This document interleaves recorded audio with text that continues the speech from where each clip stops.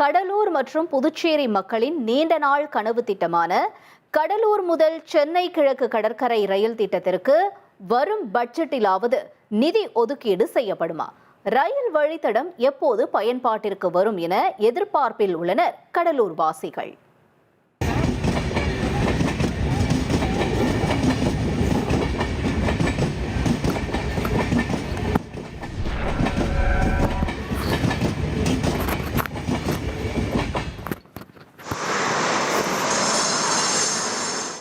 சென்னையின் பெருங்குடியில் இருந்து மகாபலிபுரம், புதுச்சேரி வழியாக கடலூர் வரை 178.28 கிலோமீட்டர் தொலைவிற்கு புதிய ரயில் பாதை அமைக்கும் திட்டம் 2008-9 ஆண்டு ரயில் பட்ஜெட்டில் அறிவிக்கப்பட்டது.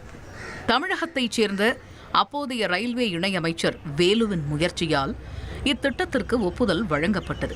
கிழக்கு கடற்கரை சாலையைப் போல கிழக்கு கடற்கரை வழியாக ரயில் பாதை அமைப்பதே இந்த திட்டத்தின் முக்கிய நோக்கமாக இருந்தது.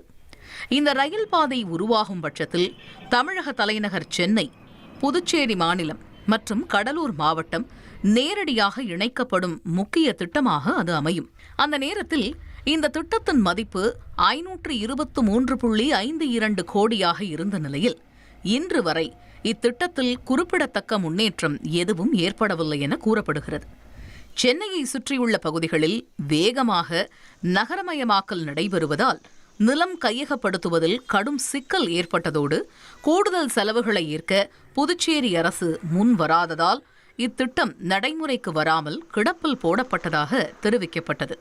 அதே நேரம் இத்திட்டம் காலாவதியாகாமல் இருக்க ஒவ்வொரு ஆண்டும் குறைந்த அளவிலான நிதி மட்டும் பட்ஜெட்டில் ஒதுக்கப்பட்டு வருகிறது. ஆனால் இந்த ரயில் திட்டம் நிறைவேற்றப்பட்டால் தென் மாவட்டங்களும் நேரடியாக கடலூர் மற்றும் புதுச்சேரியுடன் இணைக்கப்படும் என்பதால் இது மிக முக்கியமான போக்குவரத்து திட்டமாக இருக்கும் என பொதுமக்கள் தெரிவிக்கின்றனர்.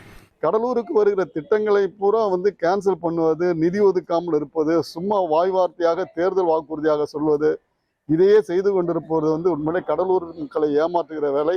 அப்போ கடலூரை இந்த ஒரு நம்ம வளர்ச்சியடைந்த மாவட்டமாக மாற்ற வேண்டுமென்றால், வளர்ச்சியடைந்த நகரமாக மாவட்டம் வந்தால் நிச்சயமாக கடலூர் இருப்பு பாதை, கடலூர் பாண்டி இருப்பு பாதை என்பது உடனடியாக செயல்படுத்துவதற்கான நிதி இந்த பட்ஜெட்டில் ஒதுக்கப்படணும்.